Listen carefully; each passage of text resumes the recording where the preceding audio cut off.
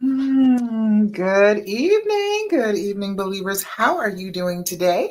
This is Love Coach Jasha coming to you today for the Healing Hour Live. Now, if you've never been with me before, you don't know what it is that I do here. Let me tell you, I am a love coach specifically for women who want to stay and heal and reconcile after infidelity. What does that mean? Not just staying, but staying and being in a happy, healthy, relationship exactly the way that you always pictured it was going to be.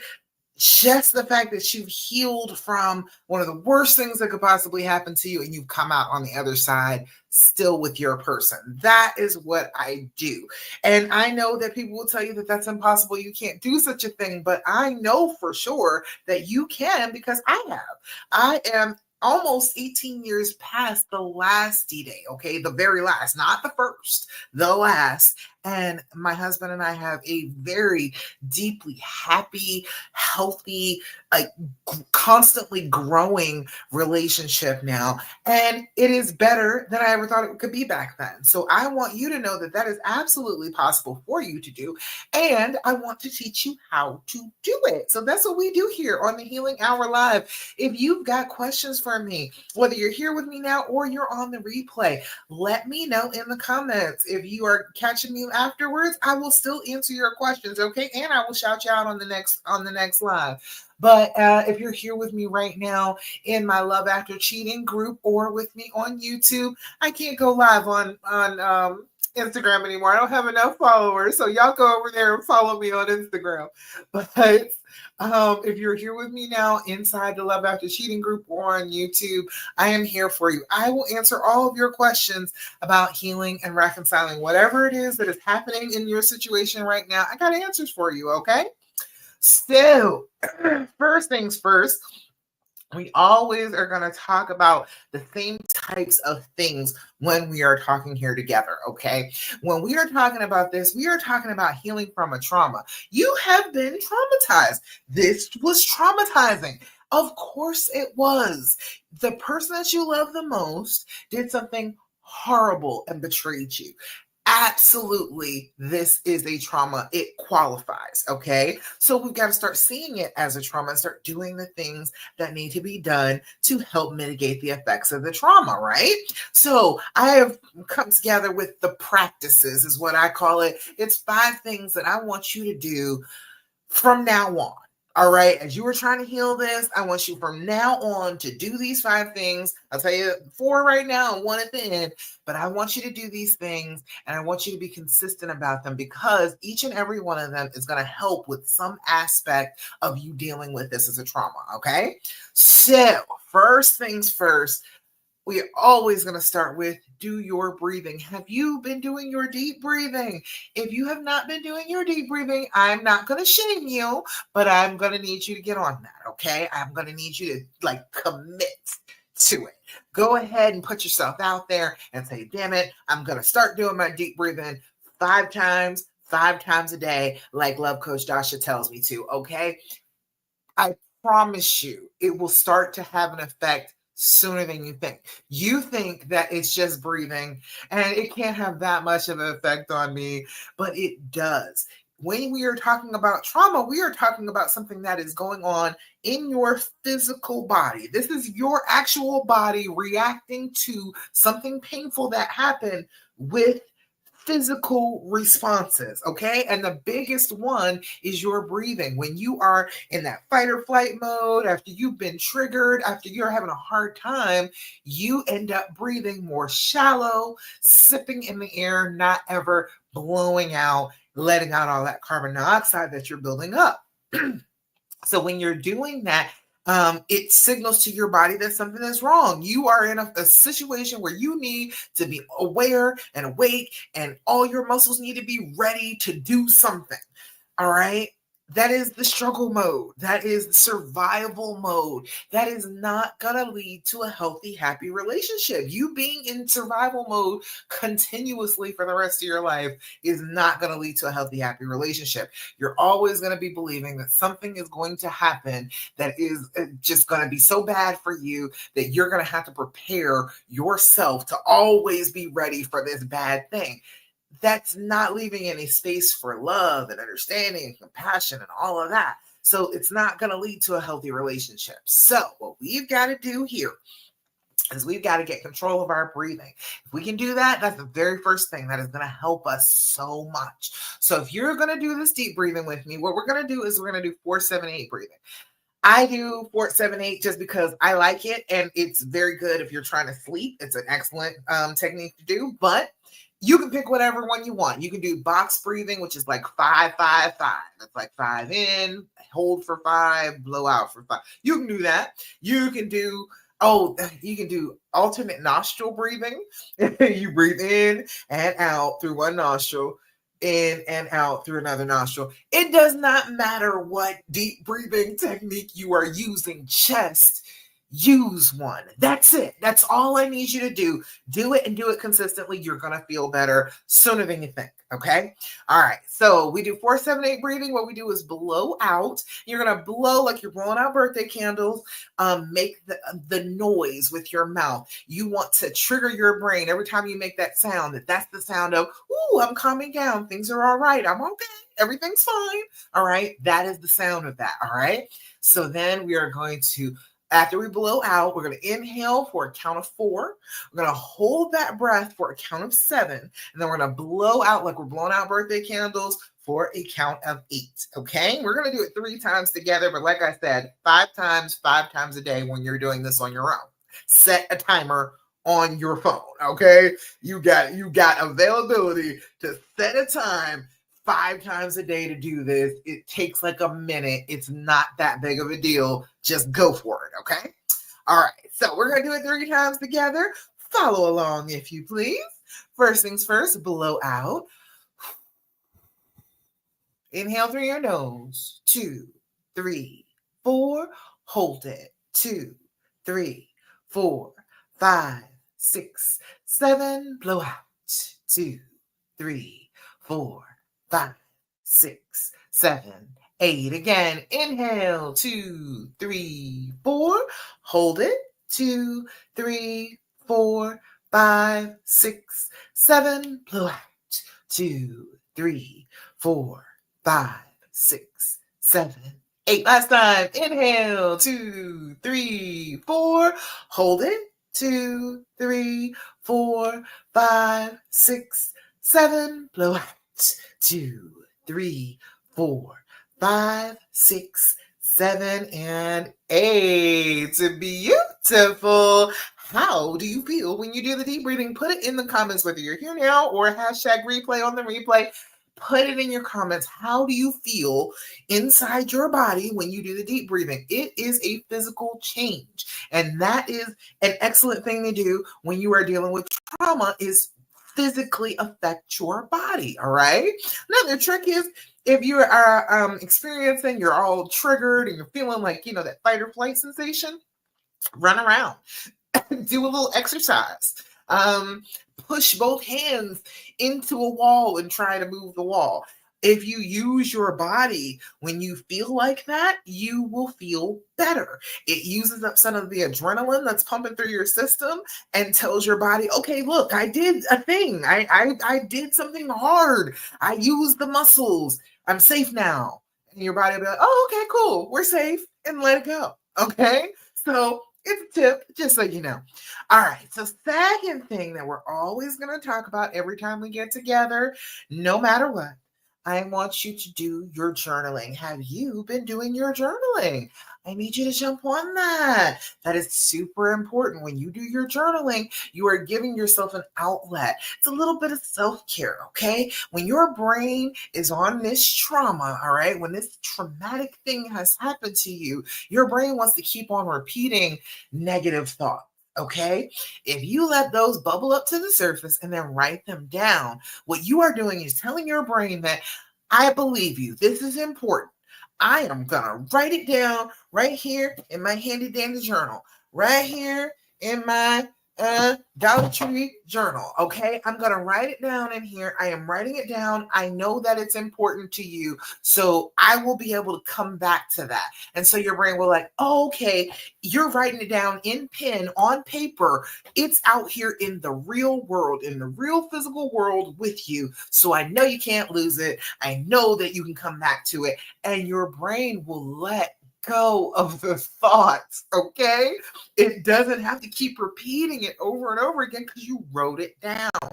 That's a simple way to use it that will help you in the moment. But I want you to be journaling twice a day. First thing in the morning when you first wake up, before you put foot to the floor, take about 5 minutes and write down whatever has come up with you waking up, with you just getting up out of unconsciousness, coming back to yourself. What is the first thing that pops up? What is it that is going on inside your head? Is it good? Is it bad? It could be both. It could be positive thoughts and then the negative thoughts come and smack down the positive thoughts. What is happening when you first wake up? Because most people start off forgetting about how miserable they are when they first wake up. Okay. So if you write it down immediately, there's going to be some good thoughts in there, maybe some bad thoughts in there, but it's stuff that, okay, this is what is top of mind, most important to me as I am regaining consciousness this morning. Okay, what do I do about this stuff? Now you've got a game plan for the day. Okay, this is the stuff that's troubling me. This is the stuff that's doing great for me. Let me integrate these things into my day. Let me integrate in trying to figure out how I'm going to maneuver around this issue. You can go ahead and figure that stuff out because you've written it down in your journal, right? First thing from the morning. And then at night before you go to bed, if you're having trouble sleeping, if you're having lots of nightmares because of this, having terrible dreams about him and them and all right. If you're doing that, then you can use your journal, write in your journal before you go to bed, your thoughts, the troubles, the things that are repeating over and over again, and setting them down and saying, okay, I got to go to sleep. I got to rest now. Look, my unconscious can work all of this out. We can talk about this in the morning. However, I need to sleep and I don't need to see all these images in my head. So I'm going to leave this here right now and then we'll come back to it in the morning. And a lot of the time your brain will go ahead and let you sleep because you wrote it down. Okay, it's important enough. You remembered it. So you can come back to it in the morning. Okay, we'll let you sleep now. All right. Excellent time to do it. So do your journaling about 5 minutes right before you get ready to go to bed. Make it be part of your bedtime routine. Give yourself a bedtime routine so you can actually get some sleep. Okay. Your date, your time, your leveling of anxiety are going to go on every page. And when you start, do your date and time and then the level of anxiety you are out of 10. 0 is great. Everything is wonderful. All is right with the world. You don't have a trouble in the world. Write that down because you need to know that. Your brain on this trauma will try and tell you that you never have any good days. So you need to know that. You need to be able to flip to that page, just top of the corner of the page, like right here. You can just flip through and be like, oh yeah, I had lots of those days where I was a 10 and or I was a 0 and everything was wonderful. All right. And then the level 10. 10 is I'm gonna rip my hair out, tear my clothes off, run screaming down the street naked in the rain. All right, it just started pouring down rain here. In the rain, you want to do this because you've lost control of yourself. You don't have any more control left. You are probably throwing something. You are screaming at the top of your lungs. You can't stop. You can't keep on. You keep leaving the room and coming back in and start some more stuff. You are there if you're at a 10, okay? Chances are you're not going to be able to sit down with your journal if you're at a 10. Once you hit a 9, go ahead and sit down with your journal, talk about it a little bit, all right? But either way, this is 0 to 10. That's as bad as it can get. That's as big as these feelings can actually get. They cannot eat you, okay? So if you're writing in your journal, it should make you feel better. It should bring that level of anxiety down a bit. So go down at the bottom of your entry and write down what your level of anxiety is after you finish writing for about 5 minutes. You will notice there is a difference. It will come down. You have something right there you know for sure will start to calm you down, bring you from an 8 down to a 6. That's better. All right. Everything coming down, getting more manageable is always better. So we're going to just go ahead and give ourselves that little bit of self-care. Do that. Go drink some water. Eat something that you love to eat. My son is 17 and he just went out and got me butter popcorn jelly beans. So, that's a thing for me. I love those. So that's a happy food for me. So if I'm gonna be, trying to calm myself down, a handful of jelly beans will probably work for me. All right. And doing those couple of things, doing your journaling, getting some water, hydrating your body, feeding yourself something that makes you feel good, makes you feel like, okay, I can keep on moving. All right. And it gives you a little bit of sugar and calories. Hey, that is going to all work together as your self-care to help calm you down and help you not to feel so bad. The things that you can do to feel better are all within your control. If you keep looking for your feel better to come from him, you are looking in the wrong place. That is not the right spot. That is going to come from inside you. Your feel better is going to come from right inside you. What are you willing to do for yourself?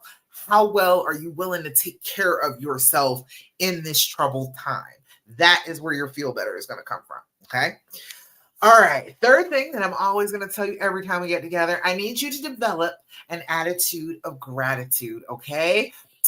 I need you to do that. I need you to work on that daily. Every day. When you first get up, when you do your journaling, okay, I journal for about 5 minutes, and then I want you to stop, and then I'm like, okay, we're going to switch on over to gratitude now. We're not going to continue on with whatever's troubling us.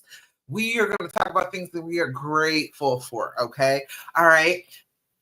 You can write down 5 things right this second that you are grateful for, okay? I can do it right this second, just off things all around me. I am grateful for full curls, and I am grateful for red lipstick, and I am grateful for the internet, and I am grateful for cell phones, and I am grateful for this big old cup of water that I keep with me all the time. All right. That's 5 things right there. That easily, that quickly. Okay. It does not take long to find things that you're grateful for. And it doesn't matter if they're small things. It doesn't matter. Those are all day-to-day things for me. Every day I'm touching this water, this phone, this internet. I am on these things every single day. Okay. Well, maybe not the red lipstick, but either way, I am in contact with these things on a regular basis. It's okay to be grateful for things that you are in contact with on a regular basis. Be grateful for that. Be grateful for the fact that I have ice that I can put in this cup and stays cold for like 24 hours. Happy, grateful for that. Okay. You can keep on adding on to things and thinking about different variations of how you are happy and grateful for things. But the point of that is when you are traumatized, your brain says that everything is awful. Everything is terrible. I don't know what to do with myself. Everything is just awful all the time. When you are insisting that no, I am grateful for this, that, and the third thing. Your brain stops that habit of, oh, I'm so sad all the time and everything is so terrible. It stops doing that because you are instructing it to do something different, right? So if you do that and you do that consistently, I'm trying to tell you, it will work. Attitude of gratitude every day. 5 things that you're grateful for first thing in the morning. Set your brain off in the right direction as you're going about your day. Okay. 4th thing that I'm always going to tell you about. I'm gonna hold your hand when I say this. Okay. Let me sit with you for a moment. I want you to take a deep breath as we talk about this. Okay. I need you to stop asking all those questions. I do. I know how it feels. I know that seems like the scariest thing in the world. I know that your brain is telling you I have to get the answers to all these questions or else I'm not going to be able to heal. I know, but your brain is lying to you. It is just another effect of the trauma. The trauma wants to ask questions. It is an itch in your brain that says, I got to find out all of the information I can possibly find out about this thing. If I don't find out all the information about this threat could come and get me. This threat could hurt me again. So the more you do that, the more you are confirming, you are agreeing with your brain that he's a threat. That's what you are doing when you are doing that. You are consistently reinforcing in your own brain that you feel like he's a threat. And that's not going to help you. It's not going to help you at all. It's going to continuously make you feel like you have to be at odds with him, pushing away from him, backing down from this relationship. And that's not what you wanted to do. You are here because you chose to be here. You could have walked away. It was simple. You didn't have to keep on being here with him, but you wanted him. You chose him. And I don't think you're wrong. I don't think that you're crazy. I don't think you're delusional. I think that you know who you love and you think you know who is best for you. And who else gets to decide that besides you? Like, there's nobody else who gets to decide that. You get to decide that. So I'm going to believe you. I am going to just run with your assessment of the situation. If you believe that he is worth it, then he's worth it. Okay? There is somebody in the world for everybody. Okay? Just because other people can't see why he's the one does not make him not the one. That is not how that works, okay? The reason he's the one for you is because it's for you, not for them, all right? So yes, indeed, he could have hurt you. He could have betrayed you. Yes, he could have. But that doesn't mean that you were wrong for loving him. And that doesn't mean that you're wrong about him loving you. People do stupid things all the time. Even the one will do something dumb and betray you. You will do something dumb and hurt them too. Okay. We're talking about an entire lifetime together. It's crazy to think that you could possibly live an entire lifetime without ever hurting each other. All right. And never having to forgive one another. So that's what we're doing here. We are forgiving the person that we love, not continuing to see them as a perpetrator or a threat. So the more you ask these questions, the more your brain is going to decide that yes, he is a threat, and yes, I should be afraid of him, and you will back away from him. You will not get that gap closed. You will consistently be trying to pull away, and that's what the trauma and the pain and the fear want you to do. They don't want you to be together. They don't want you to be in a relationship and be all happy. They're not interested in that. Your pain and your trauma wants you to be isolated and alone and never be around anybody because people could hurt you. All right, that's what they want. So we can't be listening to the pain and the trauma. All right. All right. So all that being said, I still do know that there is an itch in your brain to ask the questions. It is in there. It is scratching around in there, trying to find a question to ask. Even if you can stop it from asking one that you know is destructive, it'll try and creep on around to something else innocent. And you're like, well, how was your day? And then it's like, let me see if he's lying to me and let me ask him questions about his day. It'll continue on. It won't be positive. All right. So instead of that, instead of trying to just ignore the questions and instead of letting your brain go on off in a circle to try and ask some more questions, give it some good questions to ask. The and THEAND from the good people at the Skin Deep. I'm trying to tell you, excellent game. Excellent game. It's 199 questions, all about reconnecting. That is the healing edition. But they do have like long-term couples. They have parents and children. They have all sorts of good games with excellent questions to ask each other. So instead of asking the questions that your trauma is dying for you to ask, try a few of these. Okay. Couple of these for you. What do you think is my next mountain to climb? Oh, I think I'd like to know what my husband says about that. But what do you think is my next mountain to climb? All right. The next one, not the one that I'm currently on. All right. We're talking about the one that happens after that. All right. Wouldn't that be interesting to find out what he feels about that, what he thinks, what he sees is a challenge coming up for you? That is a more constructive question than the questions you want to ask, right? Right. All right. Second one is, why are you in this relationship? Don't you want to know that? I know you want to know that, don't you? You know you want to know that, especially after infidelity. You definitely want to know, why are you in this relationship? Because to you, if he really wanted to be in this relationship, he wouldn't have cheated, right? I know that's what you're thinking. I know that's what the thought is, but that's what the trauma says.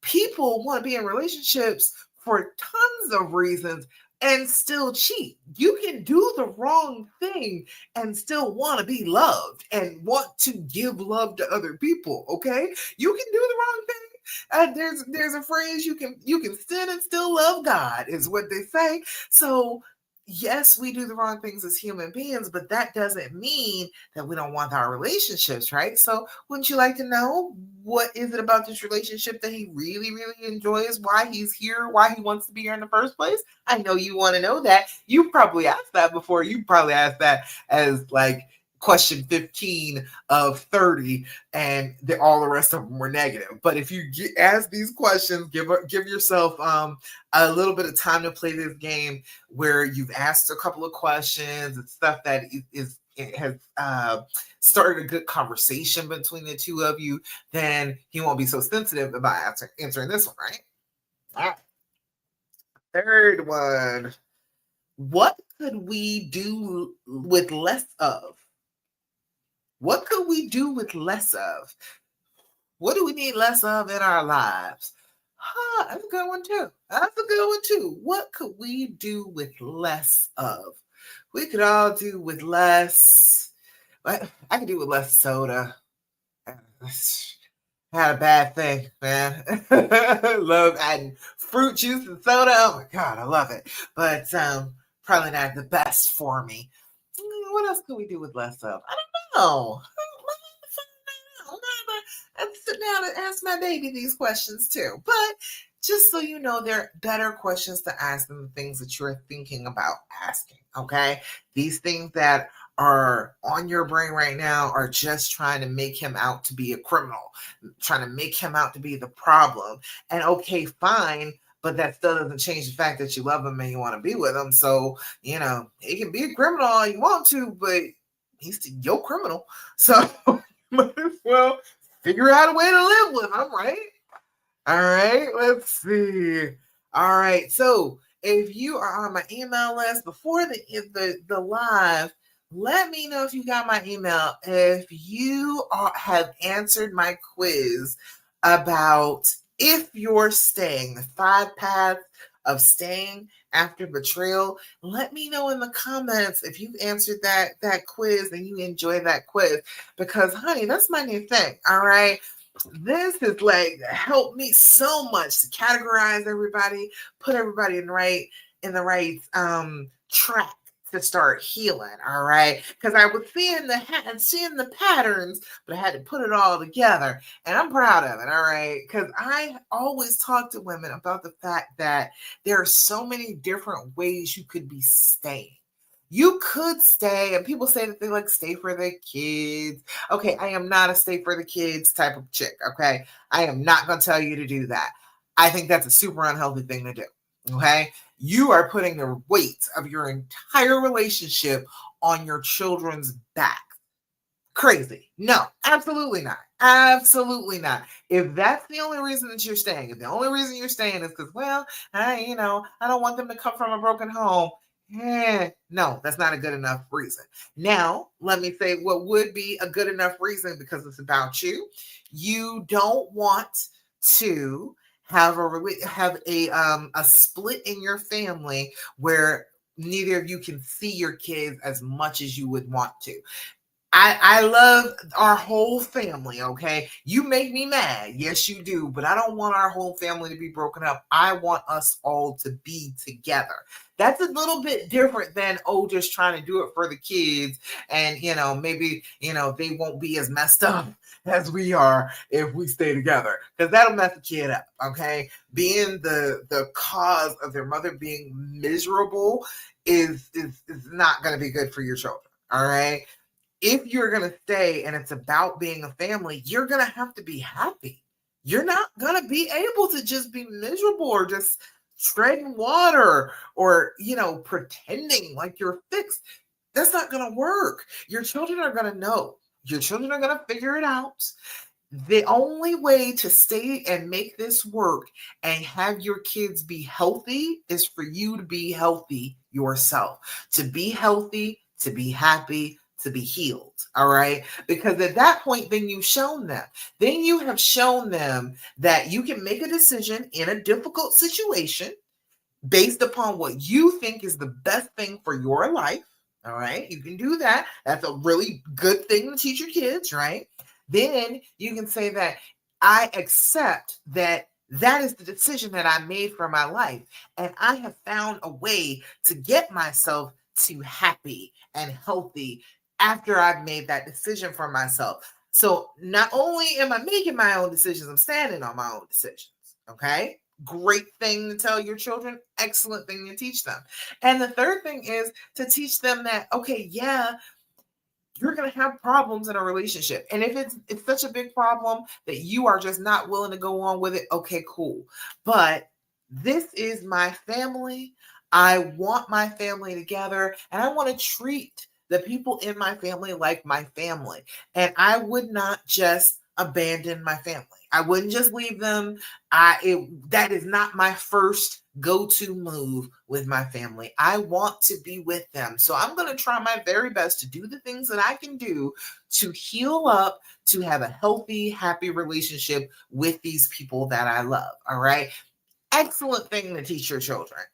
Teaching your children that they are supposed to just stay and be miserable and perform and act like they're okay, but actually be breaking on the inside. And they know, okay, let's not do that. Let's not act like our children can't tell when we're miserable. Okay. Our children can tell when we're not happy, when we're not satisfied, when the whole house is tense, when mom is trying to act a certain way, but she's not okay. They know that.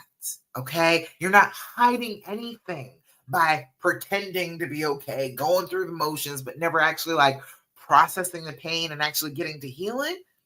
That's a terrible example to be showing them. We cannot do that, okay?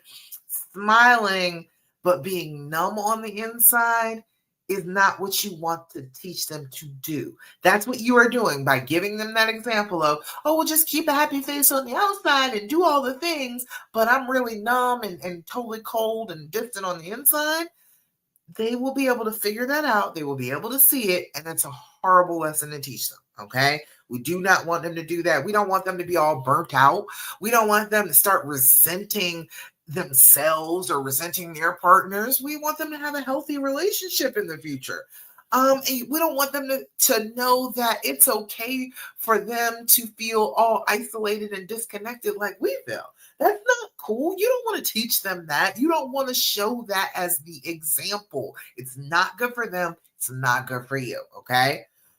Um, you want to teach your children that the real them, even if they're hurting, and as they are healing, is the right person to be, not some fake person on the outside. And that's what it is when you're like the performer.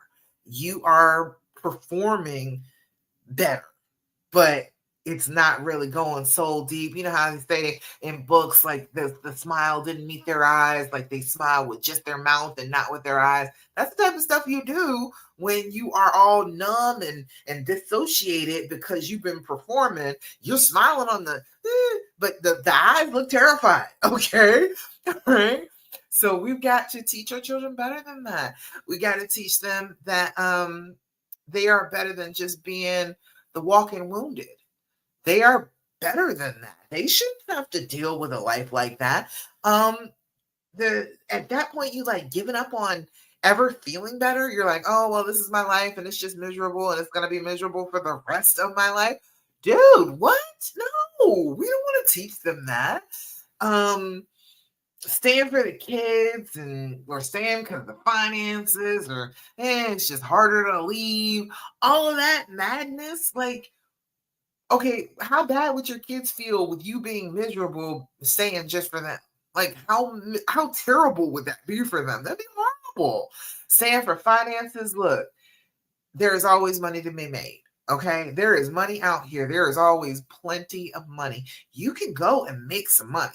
You could leave if you chose to. And as a matter of fact, if you got it in your head that, okay, yeah, I'm going to leave, and you started on that path, started getting yourself together, started collecting up the money that you need to collect, part time gigs, whatever it is that you need to do, you're going to be happier and healthier anyway. So, no, there's no need for you to do it for finances. And then just because it feels harder to leave, I mean, you got to pick your heart. Both are hard. Leaving and starting your life over again, yeah, that's hard. Okay. Staying and forgiving somebody and having to live with them, yeah, that's hard. So you got to pick your heart. You got to figure out which heart that you want and get happy about it. Stop being resigned about it. Stop being so melancholy about the decision that you're making. Make the decision and run with it. All right. Be happy about it. Because you don't want your kids to be living in just this resigned, silent, bitter place. You don't want that. You don't want to teach them that that's okay. You don't want to teach them that you're just barely up on your feet, but you are wounded and you know, I'm here, but I'm never going to be happy again. You don't want to teach them that. That's horrible. All right. Um, if you end up teaching them that that is the case, all right, what will happen to you and what will happen to them is, hey, how y'all doing? Glad you're here. I just ran in my mouth. Come back over to the screen. Oh, hi, glad you're here. Hey. Let's see, but the risk of that is like they long term, like emotionally, like disconnected from people. Like they're not gonna know how to be connected because you're not showing them. All right. And then we all know when mom is not happy. So we know that you are just miserable and then you're just passively kind of punishing your partner. And like, well, I'm here, but I'll never actually be happy with you again. I'll never let down the wall. I'll never be happy about being here ever again. And that's a horrible lesson to teach your kids too, that that's how you should treat a partner. If you are going to stay your life with them, you're going to just be constantly passively punishing them, telling them that you are never going to be okay, but you're here anyway. That's a horrible lesson.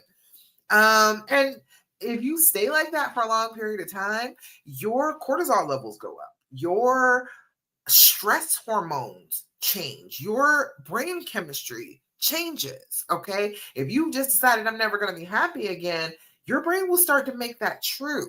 It will start dulling down connections that it needs to make you happy. All right. Because you're teaching it. You are telling your brain that that's what you want. And so it is following along with you. So we can't do that. We can't just die inside quietly just so that the marriage can be intact, just so we can be together. And I stayed, but I was never actually happy again. That's not a win. That's what was the point in staying if you're never going to be happy again? All right. Let me know if any of you so far sound like you, that resigned survivor, or the performer. Let me know if one of those sounds like you so far. All right. So then let's see. Getting into the fixer, right? The fixer who believes that the whole problem is him. He is the entire problem here, and I must fix him in order to not be in pain anymore, which does not work. All right. You are staying, but you're constantly focusing on his healing and not on yours. So those wounds are still there. All right. You haven't like actually taken care of them. It brings to mind something that happens I used to be a nurse, and I used to love doing wound care.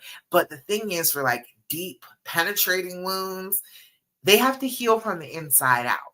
If you just seal the skin up over the top of one of those deep wounds, it's just ends up being filled with infection. That's all it is. It's like, yeah, the skin might have knit together very gently over the top, but there is pus underneath the surface. All right. Which is gross. I'm sorry. But that is what you're doing when you are trying to just fix him. You are letting the top of the wound close, but it's never actually healed because you got all that festering underneath the surface. You haven't done any work on actually healing you, tending to him. So then, even if, okay, let's say he gets better, let's say that he is all on point, he is getting everything, he has got his stuff together, that still leaves you wounded. You still have to do that work. It still has to happen, or else it'll be infected and you'll be dealing with that for the rest of your life. Okay. You don't want to teach your kids that it's okay to worry so much about somebody else's healing, but not their own. You don't want to teach them that. When you're trying to fix him, that's when you're constantly on his phone. That's when you're always checking his location on your phone. That's when you're asking him about his mood all the time and what are you thinking and trying to manage his behavior. All right. You are not responsible for another grown ass man. Okay. You're not responsible for that. And if you are trying to do that right now, you are messing yourself up as far as your own healing. Your healing is going to start from the inside out. All right. If you can start to heal and you can work on this internally, start to heal that wound up, start to seal it up from the inside, you can show him how to heal. Instead of trying to tell him, instead of trying to control it, instead of trying to steer it, you can actually just show him and he will know how to do it. Okay. So if you do it, that is the quickest way to fix him is to fix yourself. All right. So you're not responsible for his growth. You're not responsible for him relapsing. You're not responsible for any of that. You are only responsible for you and your own healing. And you want to teach your kids that. You want your kids to see that as the example that I'm the only one who can handle my own healing. Other people are not going to be able to handle that for me. I am an adult. I can deal with that. Showing them that is an incredibly valuable lesson to them. And it's not a bad thing for you either, right? The risk of that is losing like your center, losing who you are. His progress ends up being how you measure your safety. And that's crazy because your safety should come from inside you, not from what he's doing. That is a great way to make yourself feel unsafe, is to hand your safety over to somebody else. You are very capable, strong, bright women, and I know that you can handle your own safety. Trying to make him be responsible for it is not going to do it for you. Okay? And that's not a good lesson to teach young girls. You don't want to teach your children that. You don't want to teach your boys that for sure. You don't want to teach them that, oh, somebody else's feelings are supposed to help my feelings. All right. You don't want that. You don't want that at all. Keisha, you got the healing heroin. You're doing the things. That's how it is. See, this is what I'm saying. You are integrating all of what I'm talking about with the healing heroine. Instead of trying to work on him, we're working on me. Instead of trying to act like everything is fine and just being our performance and being dead inside. No, we're waking up on the inside. We're paying attention to ourselves, to our bodies, to how we're feeling on the inside instead of worrying about what he's doing, right? Excellent, excellent. All right. So the last one is the wanderer. Um, you are just in limbo. You're on the fence. You're staying, but you haven't actually committed to staying. You're like, I'm staying at the moment. I don't have anything else in particular I have to do right now, so I'm just staying right now and seeing if I ever heal, and maybe I can forgive him later, which is not going to work. Okay, stand on the fence. You have to make a decision. You got to hop off on one side of the fence or the other. You staying or you are going. You got to believe in that decision because that is going to give you the strength. You're not going to be able to have the strength to actually follow through with it either way if you don't actually make a decision and anchor yourself with it. All right. So I say make your decision to stay because you're already staying. You are staying. That's what you are doing right now. So make your mind up that that's what you're doing and stay. All right. But people who are wandering, they haven't done that yet. And some days you're hopeful, and some days you want to run away.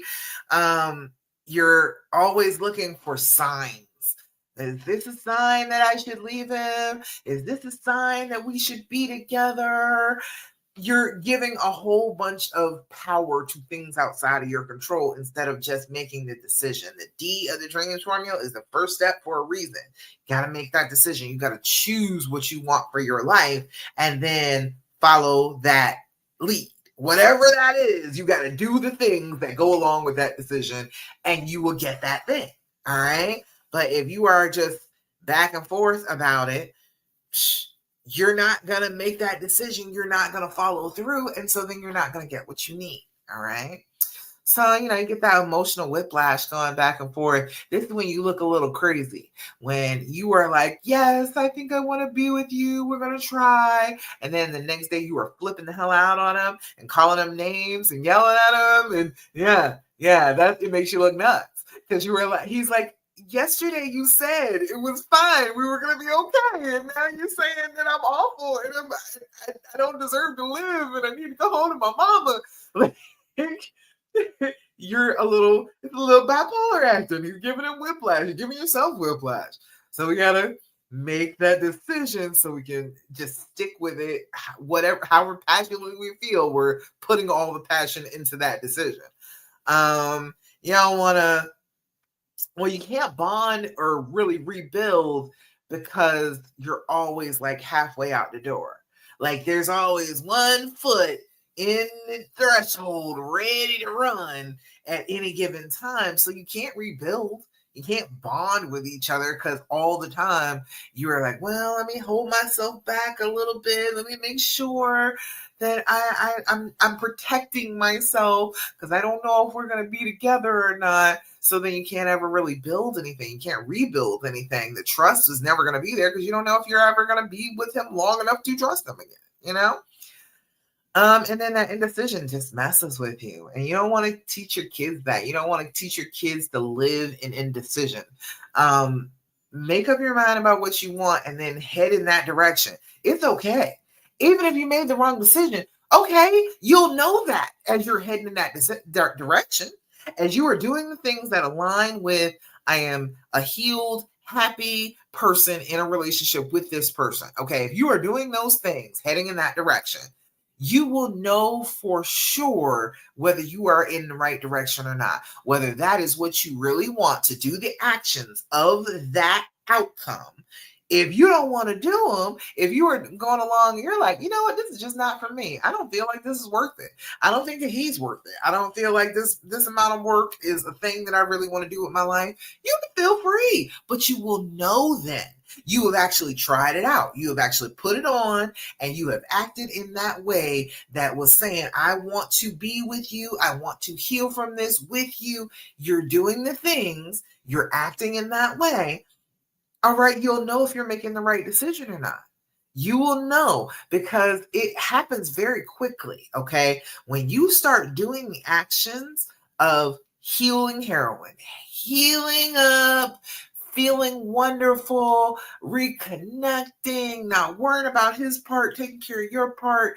If you start doing those actions, it will become abundantly clear to you very fast because things will start to go better. Things will start to be different between the two of you. All of a sudden, it's a little bit easier. Something that you thought was going to be a problem won't be a problem. You will be behaving in the way that you want to have your life unfold, and your life will start unfolding in that way. It happens very quickly. It happens so fast if you just commit to, I want to heal and I am going to do the actions of healing. I'm not going to keep on doing the actions of I'm hurting. I'm going to do the actions of I am healed up, I am happy, I am in love. I'm going to do those actions. You start to change the relationship immediately. Okay? And so it's not very long before you start to get results. Keisha, tell them, aren't you starting to get results already? Just a couple of weeks deciding and then following through with the plan. picturing what you want your life to be like, what you want your relationship to look like, and acting like the person who has that relationship starts to lead you to that relationship. Okay? Does that make sense? Please tell me in the comments. If that doesn't make sense to you, I will try and figure out a better way to explain it to you because, honey, it is key. It comes in clutch. You got to understand that when you decide what you want your life to be and you act like that person who has that life comes to you. It starts to unfold the way that you need it to. All right. Keisha said, yes, she is learning a lot. Yes, she is. She is with me. She is learning some things. And as you're going, it starts to get results. And then you're like, ooh, hey, things are going kind of well between us now. I think this actually might be the right thing. It'll be very clear to you. Okay. You will not have any doubts. You will not be sitting there on the fence anymore. If you decide that you want to heal and start acting like you are healed, you will very, very quickly see differences in your relationship that will let you know if this is worth it or not to you. If this is something that you want to continue on with, or if it's something that's like, you know what? It doesn't even matter. Even if it's changed, even if things are getting better, I just don't feel it like that anymore. You will know that too. You will know it very, very fast. Okay? That makes sense? Hope that makes sense to you. I love this. I'm loving this quiz. I am. Keisha went back and the last time I talked about it, Keisha went and took it. She was like, yeah, I'm the healing heroine. Yes, you are, girl. Yes, you are. You are doing the things. It is it's interesting because you don't feel like you're healing at first when you're first starting off. Everything feels fake when you first start doing it. When you make a change in your life, it feels like it's not real until you make it real. So it doesn't take long. If you just are consistent with it, make the change and stick with the change and believe in the change. Put all of your effort into the change. It very, very quickly changes around for you. It starts to unfold. It starts to lay out exactly the way you wanted it to. All right. So believe in yourself. I don't think you're wrong. I don't think you're wrong. I don't think you're crazy. Go ahead. I put it right at the top of the group. Yeah, it's at the top. It says, are you staying? But not sure what that means anymore. It's right there at the top. And it is on my Instagram in my bio too. So either way, go ahead and click on that and take the quiz real quick. It only takes a couple of minutes. And you will know where you are and what you need to start working on. Do you need to start being more realistic? Do you need to start taking care of yourself better? Do you need to just make a damn decision? All right, you will be able to know where you are and which direction you need to head in from here.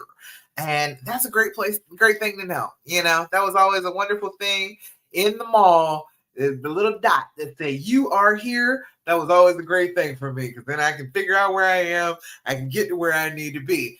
That's what this quiz is. This is the you are here quiz. You are already staying. You are doing the things. Now we have got to figure out exactly what kind of staying that you are doing and then what you can do to stay better, to stay healthier, to stay happier. Okay. That is what this quiz does. So go ahead and check it out in my bio on Instagram. Are you staying? But not sure what that means anymore. This is the 5 paths of staying after infidelity. You're already staying. Might as well figure out what to do now. All right. All right. Y'all got any questions, comments, thoughts, complaints? Let me see. Keisha, you said I'm starting to focus more on me, but still considering his feelings. You can consider them. Absolutely. You can consider them, but you should not base your feelings on his. You shouldn't base your feelings on what he's doing. All right. You maintain that you are a separate, independent entity and that you can feel how you feel regardless of him. Okay. Keep that in mind. Try and keep that balance. Remember how important that your feelings actually are. You taking care of yourself and focusing on yourself and doing this healing journey. this is a thing for you. This is, you are learning healing. You are learning how to deal with a trauma. You are learning how to love unconditionally. You are learning how to forgive. You are learning a whole bunch of things that you were supposed to learn. It's bad that it happened this way. It hurts. Yes, it does, right? But you're also learning things that were destined for you to learn and that will make you an even greater queen than you already were. You already had that level. Now you're going to level up. It's a beautiful thing. Okay. I know it sucks that it had to happen to you. However, this is, I used to say all the time, sharper, stronger, fiercer. All right. That's what this makes you. That's what this makes you. It makes you sharper than you've ever been. You are smarter. You are more on point than you've ever been before in your life. You are stronger. You are doing something that you have never thought you were going to do before. Things that other people cannot do. You are strong. You are strong enough to do them. And fiercer girl, you are fierce out here loving and healing and forgiving and doing the things. That is some fierce shit. Okay. It looks good on you. All right. So you got to just go ahead and go for it.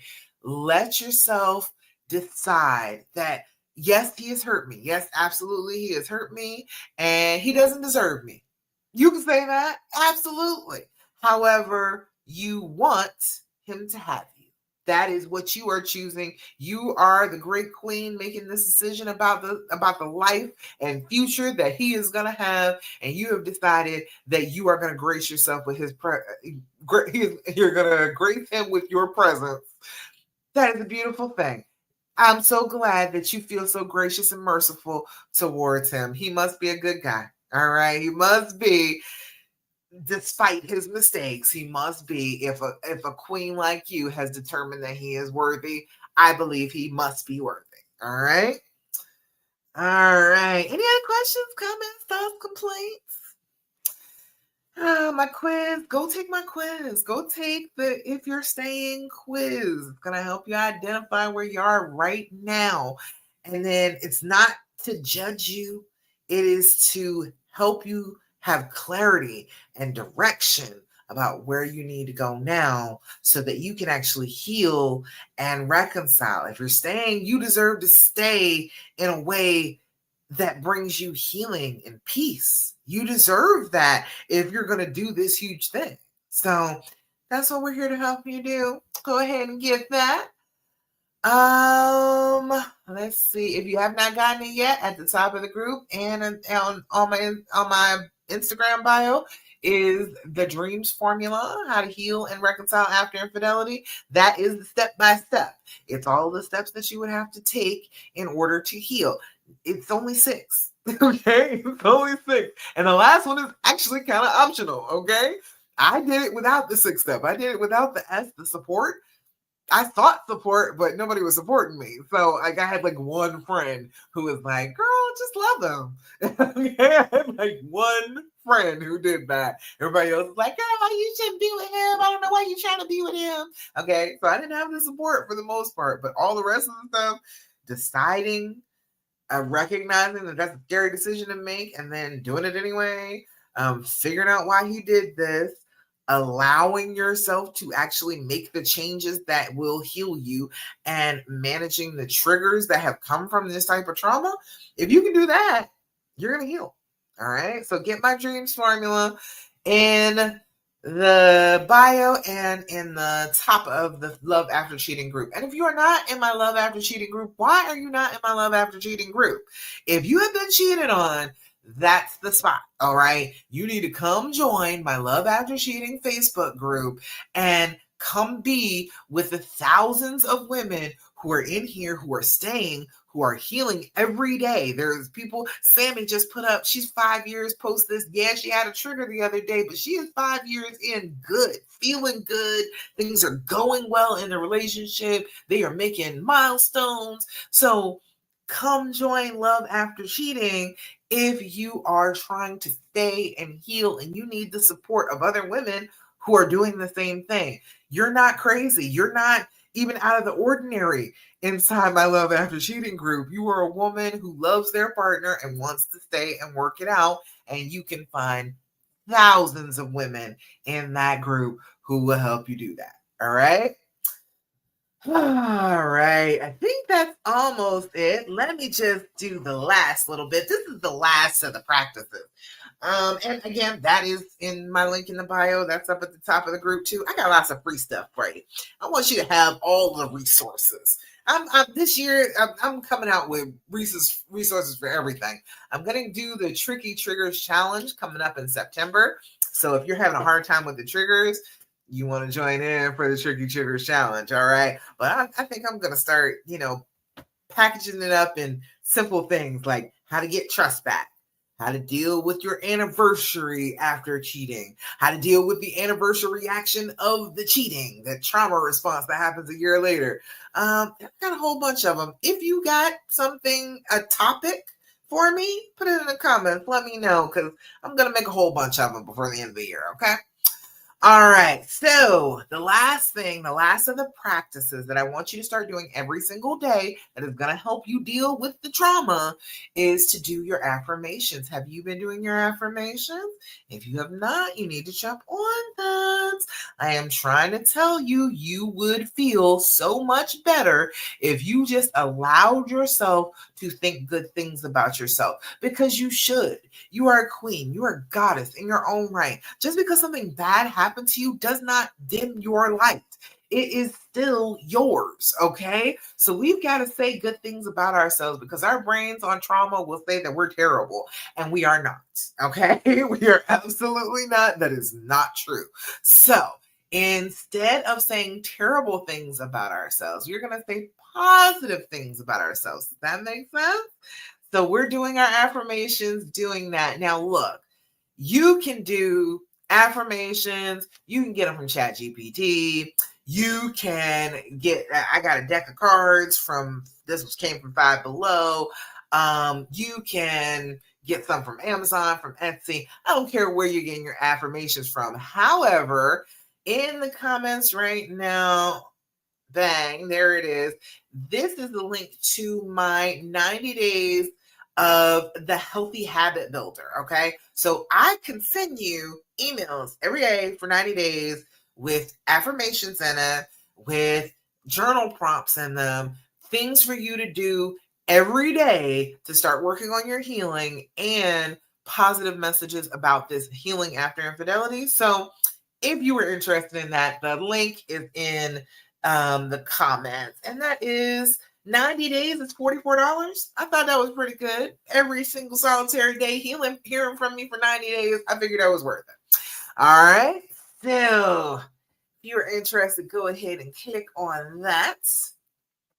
But right now we're going to do our affirmation for today.